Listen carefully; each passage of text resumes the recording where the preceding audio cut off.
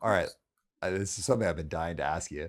So it looks like Zuckerberg went on Joe Rogan the other day, and he's he's looking Yeah, like he did. he's looking like a lot more buff, and he has his like his like gold medallion, and like barely know anything about this guy outside of owning Facebook. But it seems like it's like a real 180, like kind of like almost like a rebranding of like, hey, we're going to stop these like fact checkers. We're going to be returning to free speech. He's talking about like male and he wants to have like more like or he's interested in kind of like he was seeking out like male energy and maybe even like kind of like we've been like demonizing male energy at Facebook. Maybe we've gone too far. This seems like a real Yeah, like unexpected 180 or not. I'm interested in your thoughts on it. I don't believe it actually has is I don't think it's a 180. Mm. Um, so uh, back in the day, um, do you remember when the Supreme Court judge, Dr. Blasey Ford, and I forgot the name of the judge. What is his? Kavanaugh.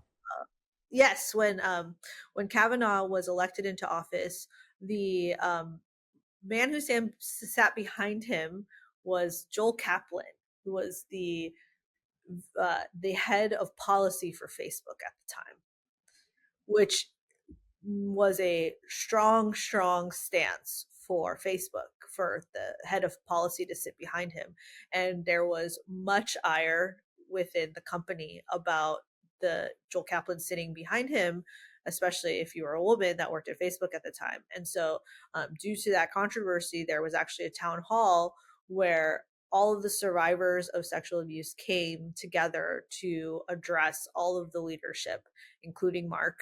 And so we basically all were like, how could you allow this to happen? Why is this person sitting behind someone this when like we are survivors and we work here and this makes a statement about how we feel about survivors. I don't think that Mark's stance has changed because Joel Kaplan, as far as I know, still works at Facebook. Um, and Mark has always had the stance that free speech was his first kind of like agenda. And so even the polarization work that we did that I spoke to before was to not just unpack like protecting people, it was more to like make people come together, right? It was so that like everyone that has different opinions can come together. It wasn't about protecting people who are marginalized or had different experiences. It was like we don't want a PR fire because we want everyone to be able to post anything that they want on my platform. So I don't personally see it as a 180. I see it as a kind of like PR leaning towards now we're going to go full stack this way because legislation is going to go that way. So why don't we just kind of remove the things and the entities that are going to block us from doing that? So it's purely like a business political move rather than a sea change in his thinking. Yeah, because I mean, there's the pictures of him with Obama back then, and we know that he met with Trump the last legislation, and that there was a lot of things that happened then. Facebook did not take down Trump's posts on Facebook that were taken down before Elon Musk during when his tweets were taken down. Facebook allowed those to stay up. So if you do a little digging, it was this stance has been there for a while. I want you to think of Facebook as a country with policies and laws, right? Policy is how the government or law enforcement of Facebook would take something down. The content standards are the rules that you can just Google on the internet, what you can say or not. So for bullying specifically, back in the day, they've changed a ton of times since now. It was that you were in order to have something taken down by bullying, you had to be able to identify the person who you were bullying. So if you say something disparaging, that would could be considered bullying. And if I was able to get hundreds of people to report it, the likelihood that it would go down is super high because we have a lot of they have a lot of algorithms that would take down things automatically so you wouldn't be able to see it, and then actually the Instagram would get punished instead of the person who had done these bad things in real life or Hmm. the allegations had said they had done XYZ thing. Yeah, this is such a wild world. Like I like social media is like the craziest thing to me, and like what you just explained to me has blown my mind. Yeah, it's really, really complicated. I think one of my old coworkers said it best: "Is Facebook is a country without borders and without real laws." Yeah, because it's everywhere too, right? Like they're not just here. Everywhere. Okay, Yeah. so going back to you, in the Mhm. industry. So, do you think like the type of work that you do? First of all, I just want to take a step back. How did you even find this? Like, what was your path into this career? Yeah, that's a good question. So Clint is my partner. Mhm. I know you're friends with Clint. So we both lived in Philadelphia, and I worked at a nonprofit organization helping people with disabilities get jobs. But my background was in psychological research. I had done research on victims of violence and reducing human trafficking, human disparities, and violence against women. And then I just worked in nonprofit, basically like getting people jobs. And Clint was a teacher at a high school teaching physics, and then he decided to get a PhD, and we decided that we were going to move to Stanford.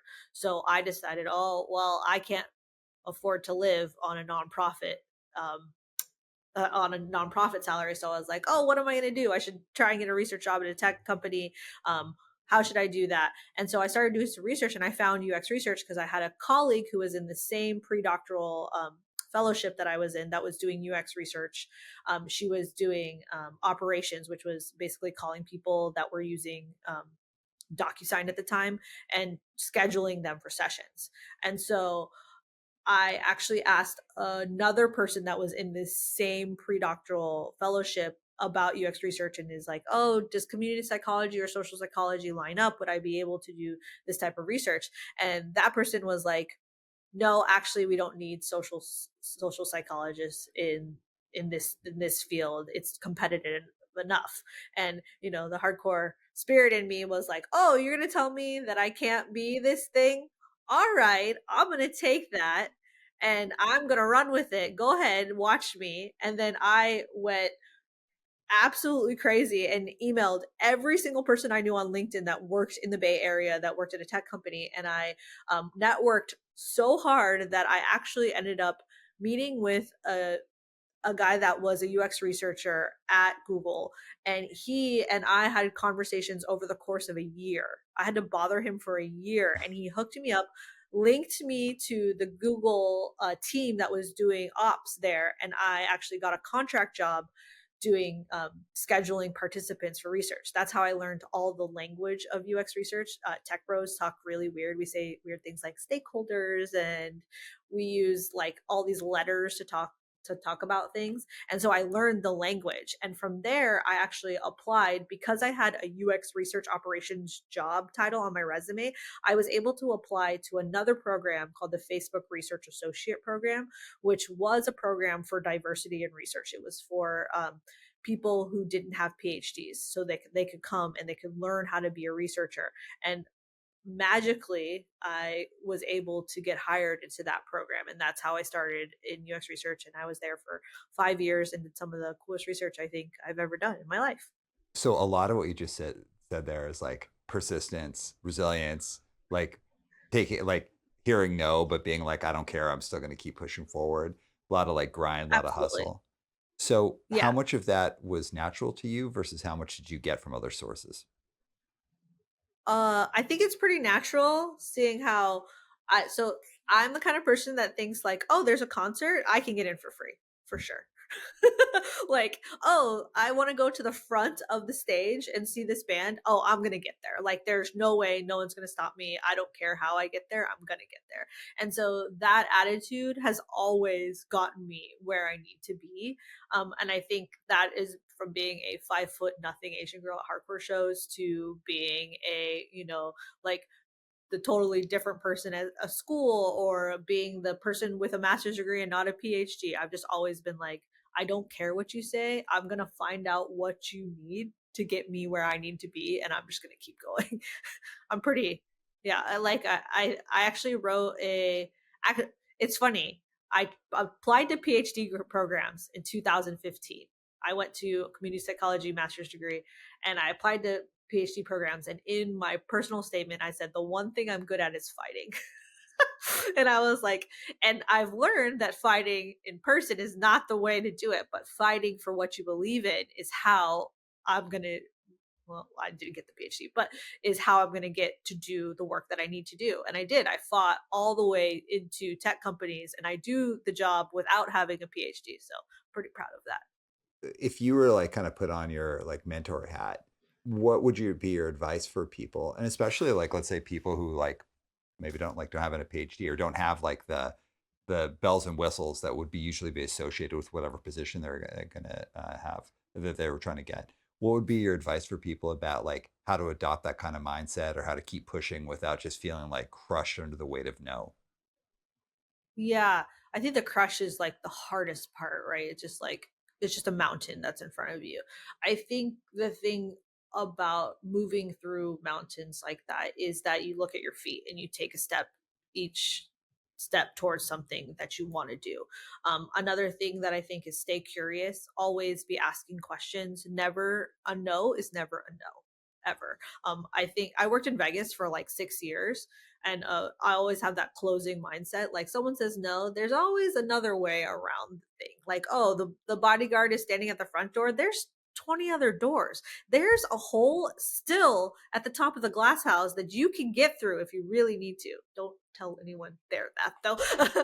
But like you can weasel your way in anywhere. The way that you do that is you find the right people, you ask the right questions, you come in and you have to be eager, right? And you can smell eagerness in people, right? And like honestly, how many shows did you just like stand there at the front of the door waiting for the bouncer to feel bad for you and then they just let you in? Like I did that my whole entire life.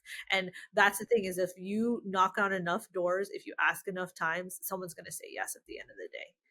Do you mind if I share with you like some of the way I look at degrees and all that kind of stuff? Yeah, for sure.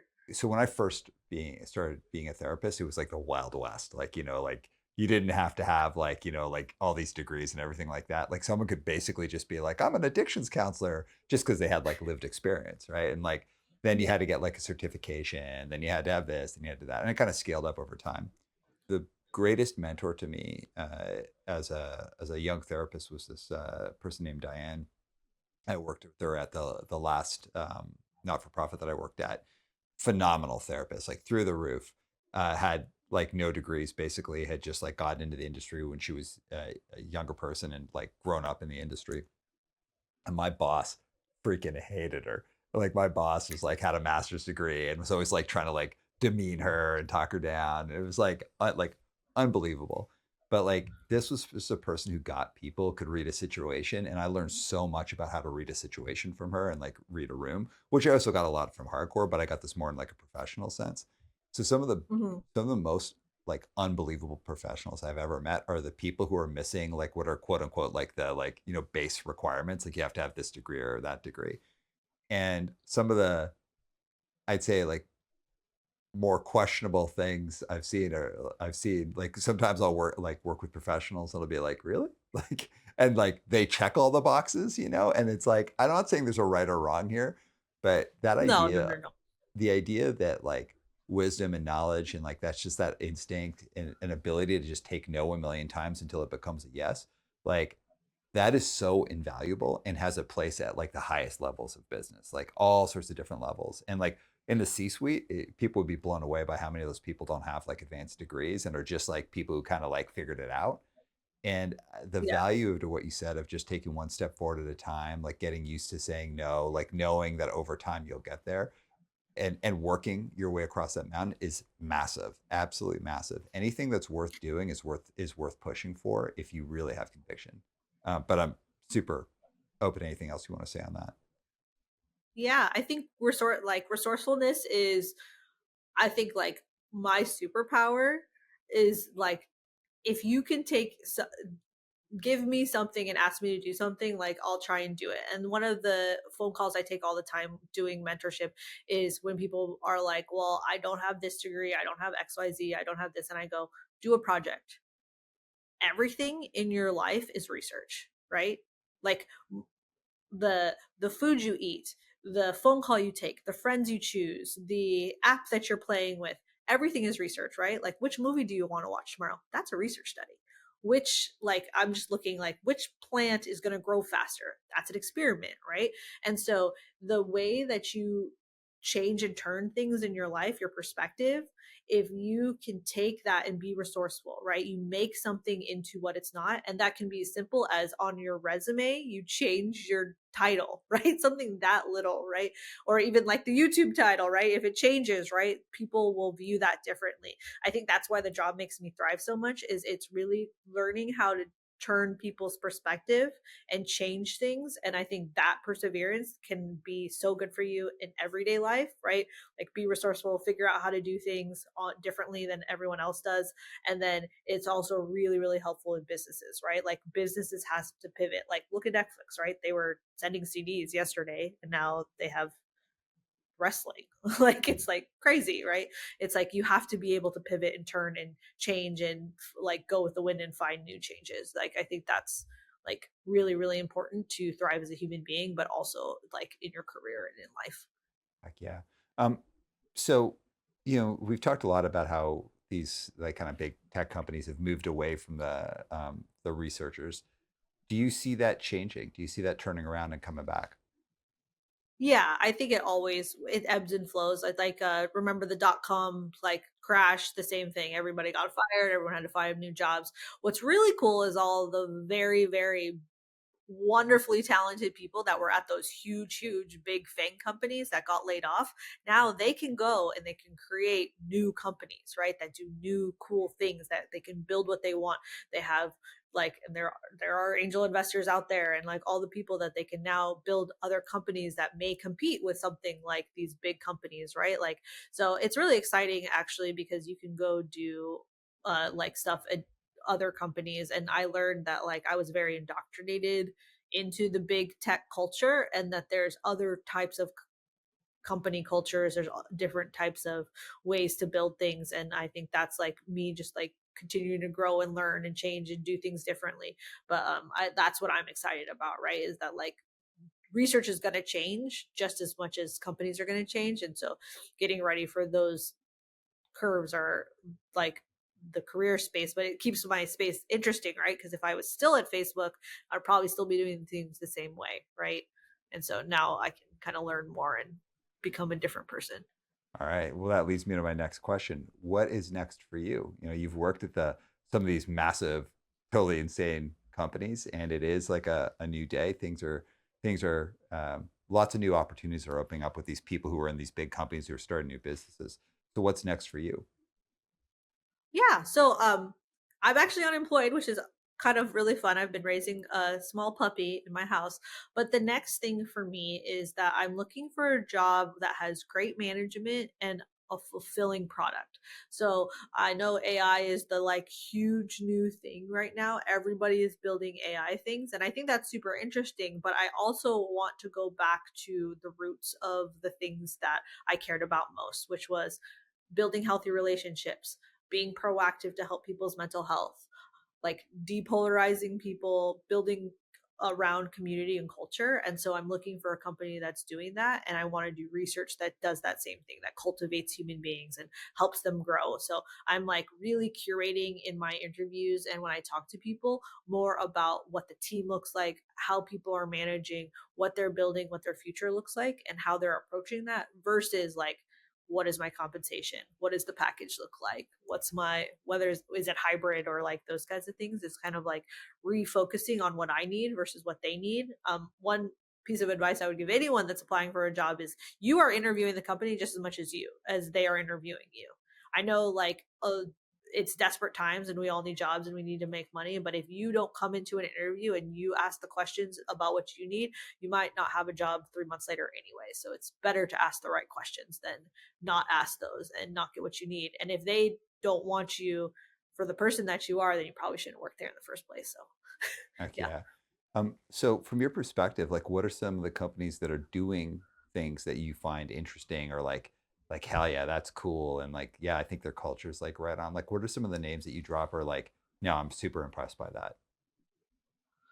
Um Ooh, that's a really good question. I'd have to think about that. I love a lot of the sustainability type work that folks are doing. So even some of the like companies like makeup companies that are like doing small batch makeup collaborations, right? And they're like kind of like building things that are biodegradable and doing those on their own. I really love a lot of the like the new vegan types of meats, like they're trying to make like seafood and like they're trying to do all those kinds of things. I think that's really interesting. It's super sustainable. They're building good food culture. They're trying to change people's minds. I love any company that's like trying to like move head on people's perspective. So I've been applying to a lot of the like so like it's weird, all medical stuff has kind of gone online. People are doing therapy online. They're kind of like meeting people like via the internet now, like to do therapy and to go to the doctor. So those companies are really interesting to me. But my dream job has always been like the dating apps, right? Is because people meet via the internet to fall in love and to have relationships. And because I've been so invested in my like college career on building healthy relationships and doing like prevention and education for high schoolers, I would love to be in that space, like maybe like Tinder, Grinder, like Hinge, like those kinds of companies, to see how you can like really foster healthy relationships from like the first day rather than after like later when it goes bad. Oh yeah, that's it's super interesting. Going to the idea around therapy, uh, like online therapy, it's such a wild thing for me to see now because when I haven't been a like working in a therapeutic setting for, gosh, it's like been probably getting close to 14 years since when I was like doing addiction mental health stuff. And back then it was like online therapy did exist in its like, infancy stage.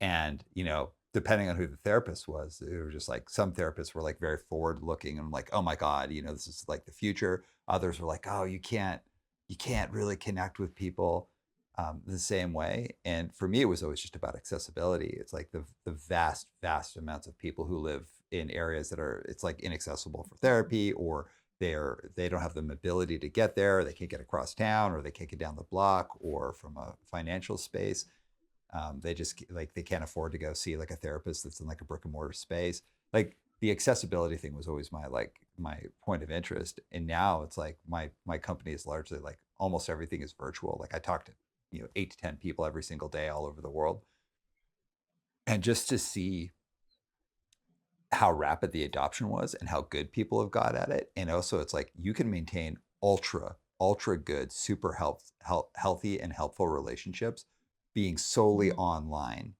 if the right Yeah. infrastructure is built. But it does take a discipline. And I will say, like, 14-ish years ago, like it was like not really a thing. And now just 14 years later, it's like the thing.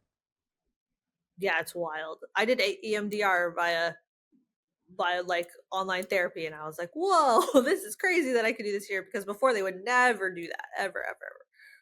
Yeah. Yeah, so One of the things that like people have talked a lot to me about from like a leadership perspective is like the whole return to work thing, and I'm like, just like, listen, I believe that of course there's a value of people being together, but also it's like if you Mhm. build your teams and your product and your workflow the right way, and you have the right kind of discipline about people like being at a distance, you can have an like unbelievable company doing. You just have to build it with purpose, and then kind of just falling backwards into it, and then just pointing out the gaps.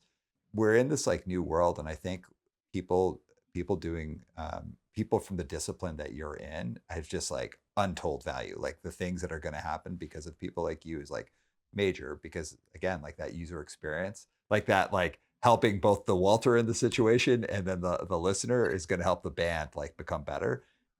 It's a huge thing. So I do believe, and I do hope that industry again has an upswing, leading into roles like yours. yeah, it's really interesting too, from another perspective, is doing research via online versus doing it in person. It's so interesting because there's two flip sides to it. So like an interview, like if you were my participant and I was talking to you via this, it's so funny because like um I can get, sometimes you feel more comfortable to like share things or like talk shit on like whatever you're building or using it, right? But when you're in person and you get to like hand them a thing, right? Like if I hand you the phone and I have you touch it, or I'm in person and I have you tell me like a story about your life, or I'm literally sitting in your house and I see you doing something, it's so different, right? There's this like range of experiences. And I think like when you choose to do an in-person study versus a remote study, there's like so much bias and things that change and like ebb and flow on why you decide to do that. But we went all the way to everyone is doing remote research. And so I'm really excited to see it when we're returning to office. We're actually going to do like in-person research and remote research. And it's going to be that could really change how things end up turning out in the long run, because like the remote research might not actually be the best way to do it all the time. Is it that people are more willing to be truthful, like brutally truthful when they're remote, or is it that they're more willing to like focus on negativity? So it's kind of both. So the thing is that when you talk to someone online versus this, you're like more likely to just like say whatever. But also like I could just like not pay attention, right? Or I have like all the things like doing that. I can also just like be feeding you what I want to. And it even goes to like we have unmoderated studies where I just like send you a survey or I ask you to record a video and you could just say whatever you want. And then we use that data to inform a study. Versus if you came and sat right next to me and I was like, hey, Aram, will you use this thing in front of me and I'm going to watch you and I'm going to maybe give you some instructions that you might not know, or I'm going to sit inside your house and like sit with your family and see where you go to work, like maybe more like an ethnography where you're like actually close living the life. And then maybe my stakeholders would come with me and we'd be in Mexico City and we'd see that this person actually like their internet goes out 6 times a day. That's why they can't do all these things, right?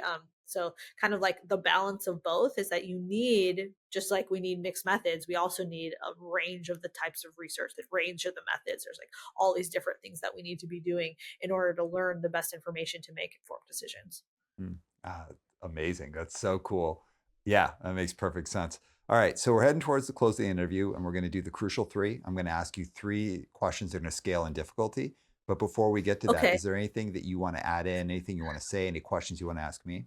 Wait, I have one. What is the goal of your podcast? What is the outcome that you're looking for? It's two things.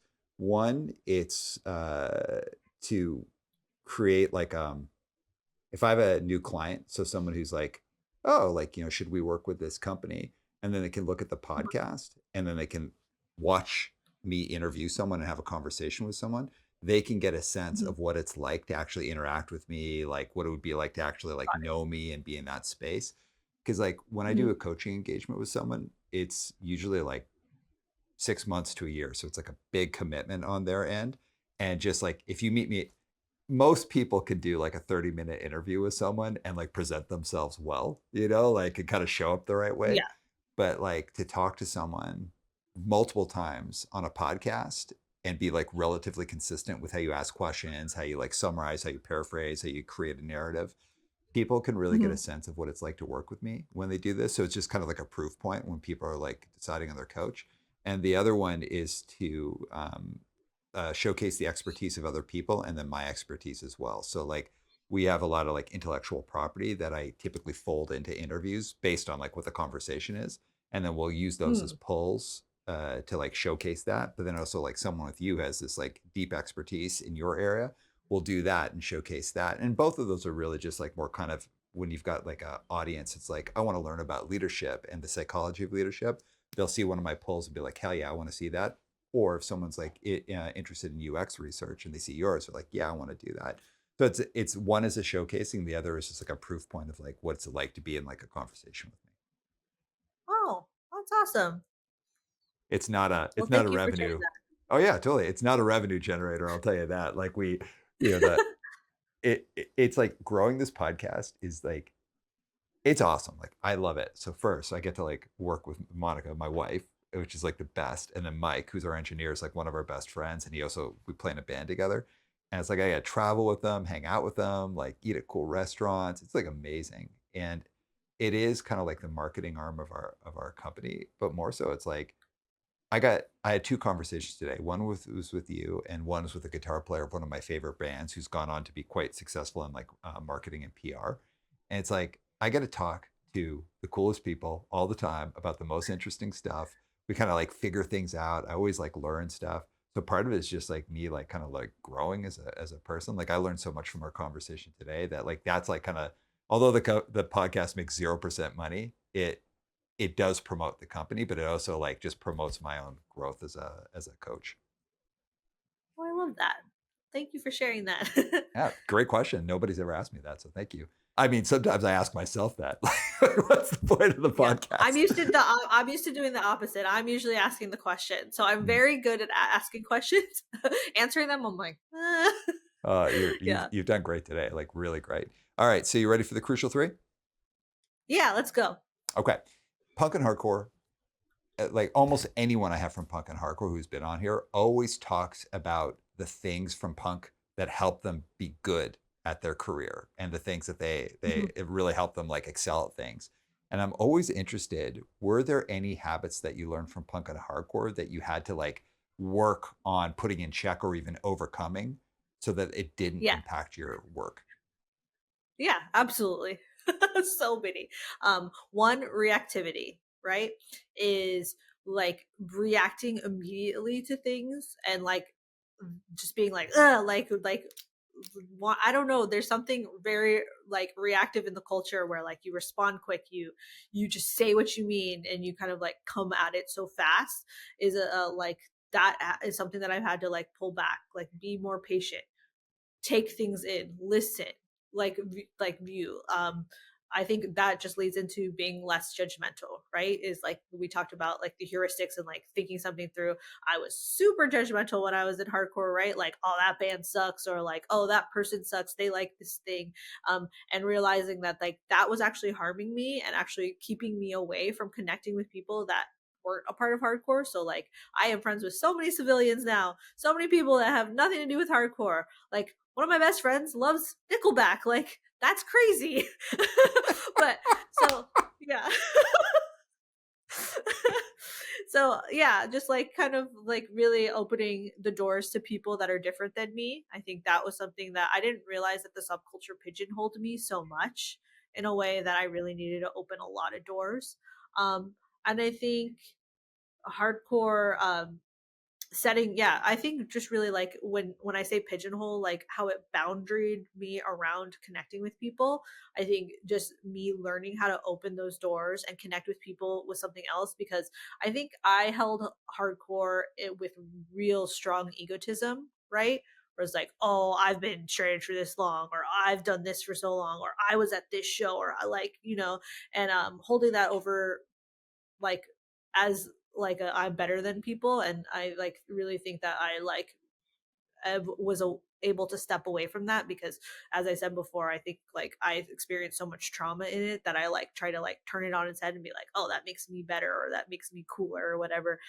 Kind of like shying away from that experience and those feelings and opening my heart and being more like empathetic, and like having a job that is literally like advocating for people's empathy is like kind of something that I had to learn and take away in order to like become a better person.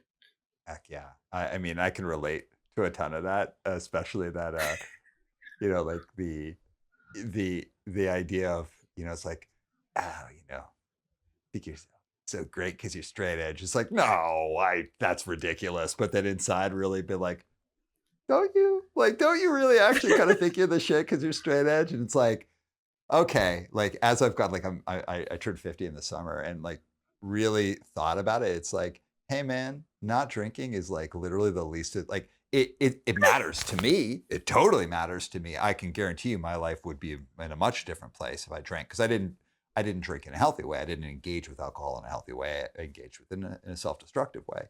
So it's like a total big deal to me, but is it a big deal in the scope of humanity? It is 0% matters. And someone once said to me, I think veganism is more important than straight edge. I was like, what? Like straight edge?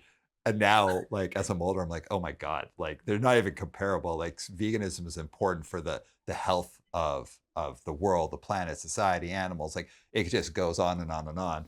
For me, it's like, yeah, I don't get drunk. Like, that's it. Like it's good for me and my Yeah. family, basically. So I could really relate to that and that idea of like how like within group membership can kind of close you off to how wonderful other things can be. Yeah, I know, I totally agree. And like being straight edge, it's so funny. Like the that like you can connect with people that are that like do drugs or like drink, and then show them how much you can enjoy life without it. And then I've had so many friends be sober or like go sober, and then they actually come to me to talk to me about things that they can do when they don't drink, right? Like I've told everyone about like, oh, you can get this Slipknot, or like here's this fun non-alcoholic drink, or here's all these things. And it's a really nice way to connect with people rather than feeling like you're better than them, which is like I do think we're really cool because we're straight edge, but Me, we're me vegan. Yeah, too. yeah, yeah. Okay, But okay. like, yeah. All right. Question number two. Now I'm talking solely professionally here. Uh huh. Through your professional path, what is something that you learned about yourself that you were surprised by, like you did not know about yourself and you feel really good about? So it's not something you had to fix, you needed to work on. What's something that has only been revealed to you through your professional pursuit that you're like, that's awesome. I feel good about that. I think I learned that I am much more empathetic than I thought I was. I really do have a very empathetic nature. I do know how to listen, and I really can soak up other people's like perspectives and regurgitate them out to other people. I'll tell you a story. I did an interview with a black Republican in a very rural town in Florida, and he screamed at me to tell me that he didn't believe that he believed Anita Hall, but he didn't believe Dr. Blasey Ford. And it was so interesting to me that this man could just scream at me about his beliefs. But I think with that conversation, I very much learned that I could talk to anyone who has different beliefs than me as long as I'm empathetic. And that is a tool, and it is so resourceful way to learn about people, is to be able to be objective and hear what they have to say and then navigate that farther with more questions rather than anger. So I've talked to anti-vax moms. I've talked to um, people that used to be Nazis. I've talked to many, many people that have different beliefs than me, and I think I learned from all those like experiences that like empathy is the answer, and that it is a really good way to practice communication, and like will help me in the long run, like just to like be able to stay connected to human beings. Yeah, I love that. In the story that you just talked about like speaking of like far right extremists, like when you and I have just talked about that personally, that's like a insane body of work that you did there, and it's like it's a very it's like it's like something that I think like in a later podcast or another conversation, I'd love to hear you unpack because when you told me, my jaw was on the floor. Like that was crazy.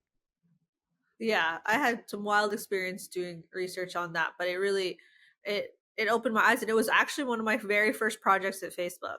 Like, and I don't think that, yeah, like you said, like if you're thinking of a characteristic that you just have inside you, like I did not think that I would be able to talk to the people that I talk to at all. Like I never in my life thought I would be able to interact with these people that had like such differing beliefs than me. And then when it came down to it, when I talked to them, I was like, oh, I'm much more empathetic than I thought I was. Yeah. It's interesting being in like when you get into a conversation like this, not this one specifically, but topically like this, like people can kind of go to these extreme polls. Well, it's like, oh, well, so what are you saying? I should give so and so a free pass, or like you're going to be accepting of this, you're going to find common ground. It's like, just cool your jets. Like, first of all, don't go to the most extreme possibility that you possibly can. And like, the left has their version, the right has their version. It's like everybody calm down. Mhm. Like, there is this massive gulf between these crazy extremes of people that you might not want to have empathy with. There is this crazy gulf where you actually practically can apply a lot of empathy, and you should apply a lot of empathy, not just for the good of the community and the world and all that stuff, but just for your own like health and like wellness and like the world around you and having like the right kind of connectivity. But also when you get to those further extremes, like I mean, you know bringing people into more reasonable semblance of beliefs or actions, or getting people to like challenge themselves, to make healthy changes, to kind of hold up a mirror and be like, holy shit, like I've been doing terrible things, or what I think is crazy or is bad. Like, I mean, somebody's got to be willing to go in and challenge ideas from a place of empathy. And in many situations, I'm not going to say every situation, but many situations, there's some space for that. Does everyone need to be that person? No, but there are people that have an opportunity to like really change minds, and those minds do matter, and it does start with like, I'd say, a lot of courage, but also empathy for sure. Yeah, I agree. All right, you ready for your last question? Yeah. All right, I want you to think about your career and your Mhm. life, however you want to do it, but it's got to have at least some career perspective. Tell me where Cammie is 2 years, 4 years, and 6 years from now. Ooh, okay. Um 2 years from now, I'm doing interesting research that people care about, and they're interested in learning, and they're making decisions on. So, um and then 4 years from there, so this is a really interesting thing, is that I believe that all the research I do takes 2 years to land. Because the way that companies work on cycles and quarters and halves is that you do your research and you're usually behind, right? Like they already built something or they designed something, right? You do your research and then there's these big things that they learn that are like outside the box. They're like light bulb moments, and it takes people a whole year to remember, oh, didn't someone say this back then? They go back to the research and then it takes a year to build the right thing. So in 4 years, whatever research I'm doing has created something new, has turned a company different in a different place. I'm hoping in 4 years that I'm a manager. I would love to be cultivating other researchers to be doing the kind of research that I do, and they're learning from me. And then in 6 years, I don't know. What did I do in 6 years? In 6 years, I would love to be doing things that I'm very proud of. I want to be in a place where I have good work life balance. I have people around me that care about me, that are helping me grow and motivating me, and that in my career that I have cultivated good culture, a good team, and I have managers that are strategic partners with me, not just telling me what to do. Awesome. All right, we're coming to the end here. Anything that you want to say as we're closing off? Anything that you want to like hype up, mention, ask me, anything at all? Okay, so you said that your two goals were that the podcast basically like helps your business and that you're learning from it personally. It's funny I'm asking the same question that you asked, but what do you see the podcast being in the future? What's the fruition? What's your goal down? We're in the new year. So ultimately, the podcast for me would become proof point for a book that, like, uh, in the industry that I'm in, if you have a book and that book is well received, like, like even moderately well received, it kind of changes the landscape of like the kind of conversations you're invited into, the kinds of meetings you're going to get, the kind of conferences you're asked to speak at. Um, so much of what I do now and what we do now is just 100% based off of client referrals. So it's like clients, they have a great relationship with us. They, talk about us to someone else, da da da. And it's been amazing. Like what we've been able to do in 8.5 years is like the company went from just being me and a notebook and a cell phone and like my parents' dire warnings, like don't start your own business ringing in my ears, but like total faith, like I'm going to do this. So it started with just me, and now we're 8.5 years later, and we've got like 13 full-time people. We've got like I think 13 more consultants, like work all over the world. It's been totally awesome, but it's still total word of mouth. And if I was going to do anything, I'd like the podcast to catch on enough where someone's like, oh no, this guy's actually worth a book. Because I don't want to like self-publish a book. And nothing, again, if anyone listening who's self-published, I'm not poo-pooing that at all. It's just that for what I want to do, I want to have a book where there's a publisher that's willing to invest in it the same way a record label would invest in a band. They're investing in it. It's a book they are going to market and push out there. with the hope that it would be able to essentially like help me be part of the conversation and the work conversation, the leadership conversation. There are a lot of great voices out there. Like, I don't think the world is like dying for like another voice, like a leadership voice. So it's not like those things, positioning yourself that way is hard to do. And I don't want to just be one of those like online, like, let me tell you about leadership, like people. Like, it's just like, that's not what I'm interested in. I want to do things of value. And I think this podcast is like a pathway to that. And as the podcast goes further and further, like I've become a much better interviewer. I know what I'm looking for. We're able to get like better guests. Like we're kind of getting a point now where like we're starting to get a mix of guests between like people I know who are like real deal professionals, like so someone like you, and then people who it's like I don't know, but they're kind of punk related, but they're real deal professionals. But now we're also starting to get like, oh, like professionals that I don't know that we're just reaching out to. And I would just love to get to the point where it's like we're like probably 3 steps away from being able to get like real deal, like kind of brand name people who are going to be on the podcast, who aren't just going to be like, who's this weirdo trying to talk to me? And that kind of stuff would lead more to a book, and writing books and having those published and being able to speak to those, it would be the goal for me. Oh, awesome. Yeah, it sounds like scaling is always, which is like always a problem for people, is understanding like how you scale at with quality, right? Yeah. Versus scaling with, yeah. But book Um, sounds awesome. well, can I tell you a funny story? Yeah. It might not be that funny. It's funny to me. I already wrote a book, and I had a ghostwriter do it. So it's just like during the pandemic, I'm trying to like keep the company like growing, not going under. It's all this stuff. It's like, hey, this is a great time to write a book. So I had a ghostwriter come in, but I was like a mess. It's like the pandemic. One of my parents had become very, very ill. Like it was like a really Oh, like messy time. And yeah. I'm doing all these interviews with this ghostwriter who was great, wonderful person, and like all of that stuff. And we put together this book. It's like the book is done. Wow, got this book. And also, I kind of felt a little weird about having a ghostwriter, but I was like, I also don't have time just to like sit down and like hammer out a book. I've never written a book. Da da da. Anyways, I give a chapter to one of my clients who is like one of my very first clients. Is a huge believer in me, and Cadence has been like a really really important figure in my life. And he doesn't email me; he calls me, and he was like, "Do not put this out." It's like, this is terrible. I was like, what? What are you talking about? And he's like, listen, man, I know you. The reason I've invested so much in your company, the reason I always promote you to people is like how valuable you've been to me, and like how authentic you are and how real you are and how easy to work with you are. He's like, this just feels like someone who's just like trying to like write a book for like a corporate audience and sound like really intellectual. And Oh. he's like, this doesn't sound like you.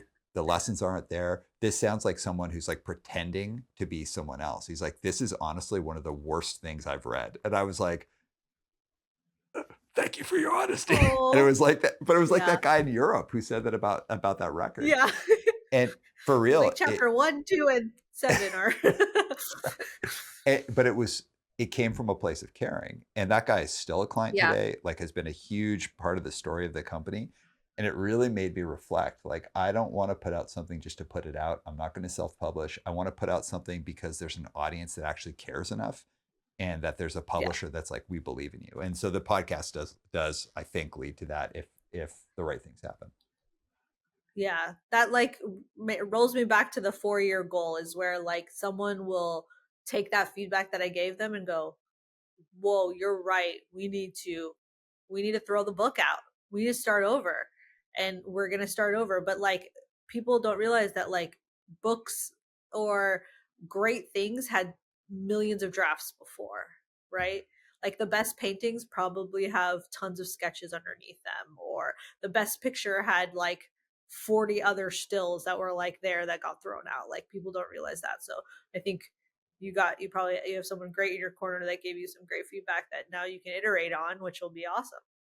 Yeah, we'll see what happens, but I'll say this: the like when people are like, feedback is a gift. It's like, no, actually, like that's a seems like a I corny thing hate to that. say. It's like a I corny hate thing to say, but like feedback, legitimately, like one of the things I really truly believe as a business owner is like you have to 100% believe your own shit. Like if I didn't believe what I was doing made a difference and I was good at it and we had something of value, the business would tank. I totally believe my own shit, but you have to be equally willing as much to be told you're full of shit and to hear that with open ears, really listen, hold up a mirror and think about it. And like that's like one of the biggest disciplines I think for anyone who's trying to do something good. Believe in yourself, but also be willing to have that thing totally torpedoed and be able to hear it properly and make the adjustments that are needed. Yeah, at Facebook we would call that strong opinions lightly held. I like loved that. I kept that because Yeah. it's like I have a strong opinion. I did all this work. This is the thing we should do, but I will always listen to whatever comes in and consider it, and then make as the best decision I can from it. Heck yeah. All right, listen, this was such an awesome conversation. You rock. I really appreciate your time. Anything to say as we close off? Nope. Thank you so much. It was so fun to chat with you. Heck yeah. All right, everyone. I hope you got as much out of it as I did. This is like, I knew it was going to be good, but it was great conversation. And also, we had a surprise visit from Clint, which was totally awesome. So, with that, we'll see you next time on One Step Beyond. One step, one step, one step.